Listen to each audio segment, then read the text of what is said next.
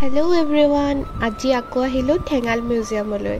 আৰু চাওকচোন গছজোপাত কি ধুনীয়াকৈ লাইটখিনি লগাই থৈছে। ভিতৰলৈ সোমাই যাওঁতে ধুনীয়াকৈ ডেক'ৰেশ্যন কৰি থোৱা আছে বাঁহেৰে, আৰু ইয়াত মুখাও লগাই থোৱা আছে।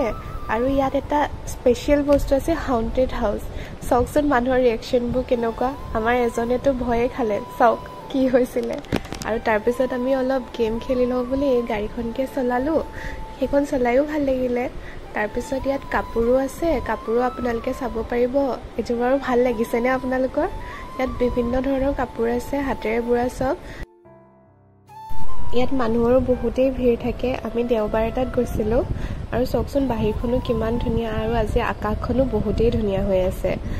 আৰু ইয়াত ফুলবিলাক ইমান ধুনীয়া, আপোনালোকক কি ক'ম, দেখিলে গমেই পাইছে নহয়। তাৰপিছত ভাবিলোঁ ঘৰলৈ যাওঁগৈ, ইমান গৰম, কিবা এটা খাই লৈ আজিলৈ বাই বাই।